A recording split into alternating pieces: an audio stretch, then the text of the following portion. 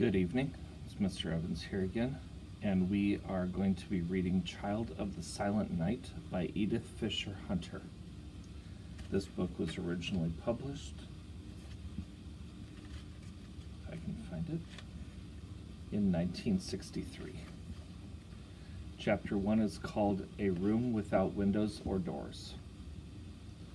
A little girl was sitting on a granite rock that extended out over a rushing brook. Her legs dangled down near the water, and in her hand she held a long stick. The other end of the stick was deep in the water. The little girl's name was Laura. On this warm day in early May, the brook was so swelled with melted snow that it was almost a river. The swirling water seemed to be trying to pull the stick right out of Laura's hand. She clutched it with all her might. She was not going to let go of it. She would let the brook pull her in before she would let go. Beside Laura sat Uncle Asa Tenney. He had tight hold of her arm. He knew that although Laura was 7 years old, she was not as strong as most 7-year-olds. She certainly was not as strong as a swollen stream in early May in New Hampshire. He had no intention of letting Laura follow her stick into the water. Laura was wondering as she and Uncle Asa sat there by the brook. She could remember the last time they had taken the walk that brought them here. It had been an icy cold day. There had been some snow still on the ground, and they had worn boots and warm coats. Most amazing of all, they had been able to walk on the brook. Laura wondered how that could possibly be. How could people walk on brooks when it was very cold? But when it was warm, they must be careful not to fall into them. In cold weather, she wondered to herself, does the brook have a cover like the well at home? Her mother and father never let her go near the well unless the cover was on. But the cover of the well was not slippery like the cover of the brook. She remembered sliding on the brook with Uncle Asa. She would have to think some more about all this. At last, Laura took her stick out of the brook. She was satisfied that she had won the tug of war. She laid the stick on the rock beside her and felt about until she found a stone to throw into the water. The stone felt smooth. She rubbed it against her cheek. Oh, she thought, it is a lovely one. I'm not going to throw that one away. She slipped it into her dress pocket to take home. She would put it with the other treasures gathered in her walks with Uncle Asa. Laura began to feel around for a stone that was not so nice to throw in the brook. This time she found a rough piece of granite and threw it in the direction in which she knew the water lay. Then she wondered whether it really had hit the water. She found a large rock and let it drop directly below her. Laura smiled as the cold water splashed up on her legs. She knew that one had surely hit the water. Now Uncle Asa pulled on Laura's arm. She knew that meant it was time for her to start home. She had already noticed that the sun did not feel as warm as it had earlier in the afternoon. Probably it was nearing supper time. Uncle Asa helped her up off the warm rock on which they had been sitting. As they followed the narrow path that the cows had made from the brook over to the wagon road, Uncle Asa led the way. He held back the long blackberry brambles and guided Laura carefully. He had to guide Laura because she was blind. She had been blind ever since she was 2 years old. At that time, she had nearly died of scarlet fever. Laura and Uncle Asa did not say anything as they walked along. If Uncle Asa had said anything, Laura could not have heard him because she was completely deaf. The fever had made her deaf as well as blind. And Laura did not say anything to Uncle Asa either because she could not talk. A person who cannot talk is called mute. At the time when Laura lived, children who became deaf before they had learned to talk always became mute. They never learned to speak. This little girl who could not see or hear or talk was named Laura Bridgman. She was a real little girl, and she lived almost 150 years ago in Mill Village, a part of Hanover, New Hampshire. She was born on December 21st, 1829. Although as a tiny baby she was not very strong, still she had been able to see and hear. By the time she was 2 years old, she was beginning to say a few words, just as most children do. And then the dreadful sickness had come. For several months after the fever, Laura had lain in a large old cradle in a darkened room. Gradually, her father and mother discovered that the sickness had made her blind and deaf. For weeks, she could only drink liquids and could not even sit up.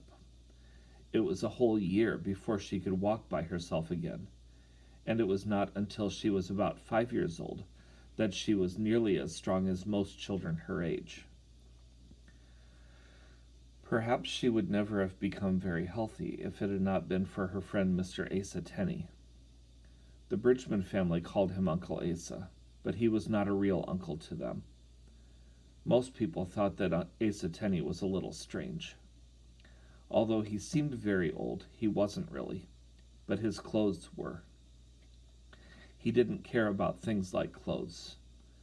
All he cared about were out-of-door things like birds and flowers and brooks and the little dumb animals that he found on his walks. And now he had come to care about Laura Bridgman too.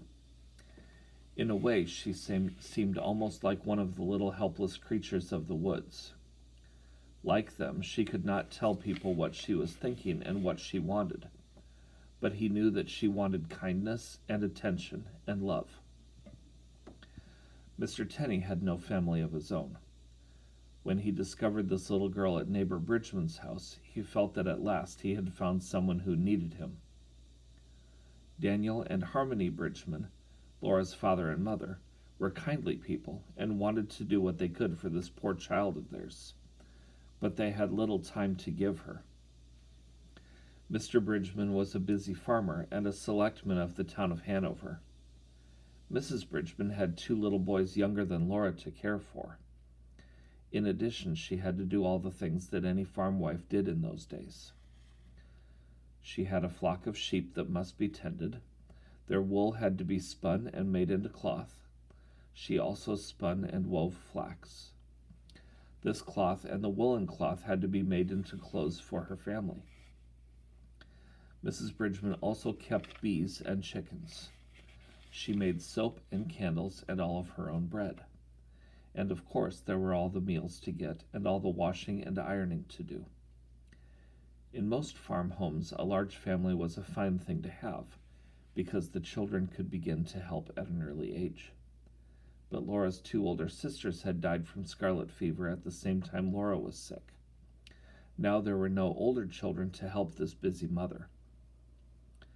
No, Mrs. Bridgman did not have much time to teach her little deaf, blind, mute daughter.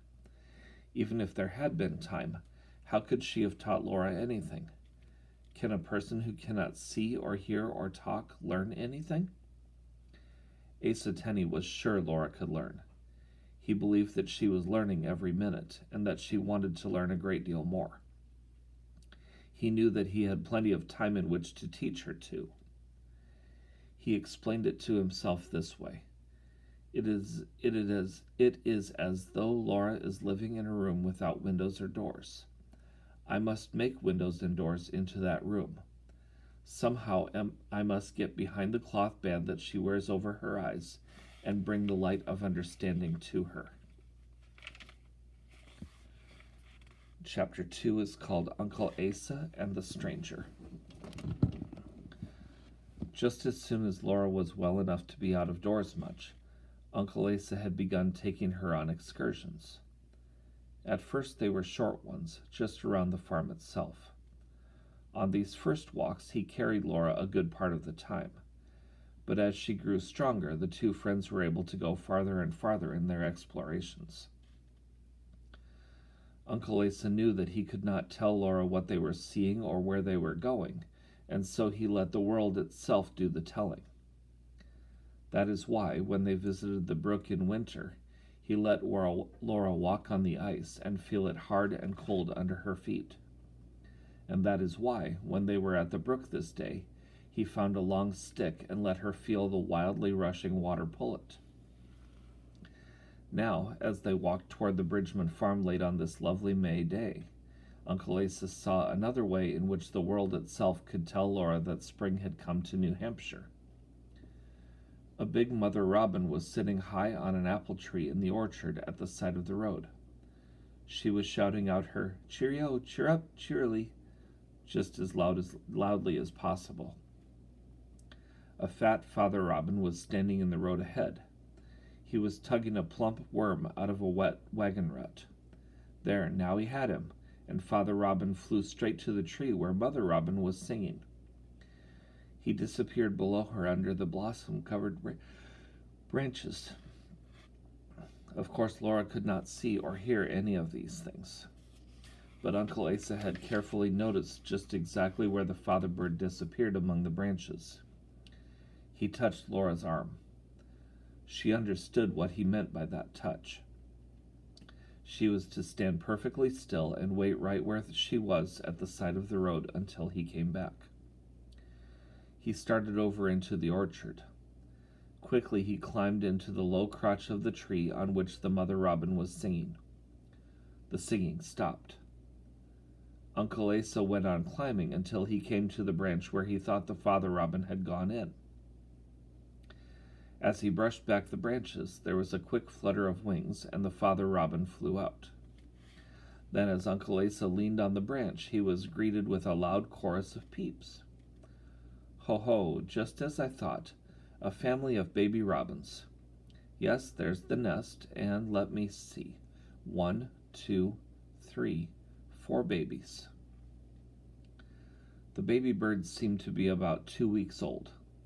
They were not all naked as newly hatched birds are, but had plenty of feathers.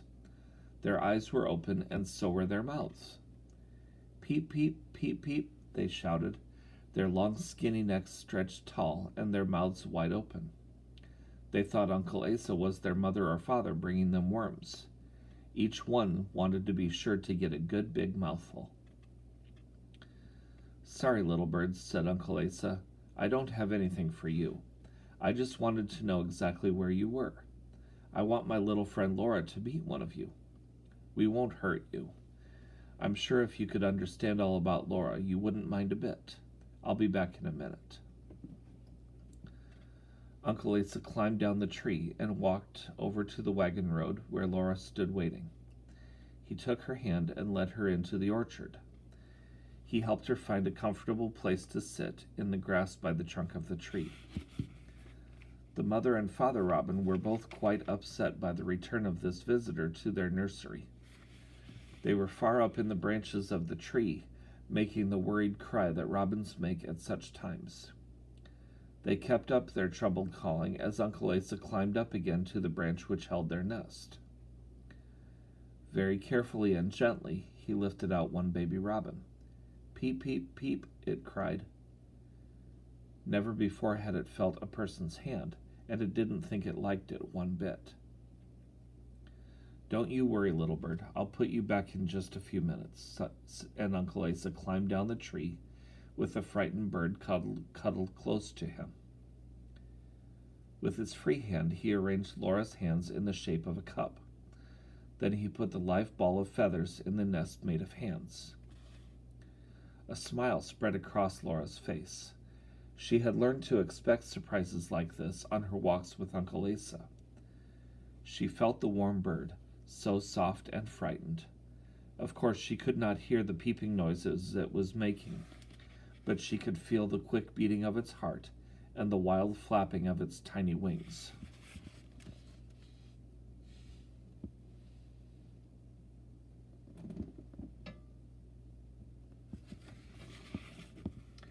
Little by little, Laura had learned that with small, soft breathing things, she must be very, very careful. Once, when she was younger, Uncle Asa had brought a tiny animal to her to hold. It was a baby rabbit. She had been so excited that she had grabbed it tightly around the neck, and before Uncle Asa could rescue it, she had stopped its breathing. Now Laura knew that if she were gentle with such things, they would go on breathing and feeling warm. Sometimes Uncle Asa caught funny, slippery creatures down by the brook. They were not warm, but they wiggled and kicked. Laura had learned to hold frogs tightly enough so that they could not jump out of her hands, and yet not so tightly that they could never jump out again. Of course, Laura did not know the names we use for any of these things, birds or rabbits or frogs. She just knew the things themselves. The little bird in Laura's hands did not seem so frightened now. It was crouched down and breathing heavily, but it was no longer flapping its wings. Laura could feel the bird's claws curled around her fingers. She felt the little beak peck at her hands, but she was not afraid. She even put her cheek close to the soft back for a moment to feel the downy feathers on her skin. Laura could feel softness just as well as you or I can. Uncle Asa could hear the mother and father robin still uttering their worried cries in the tree above.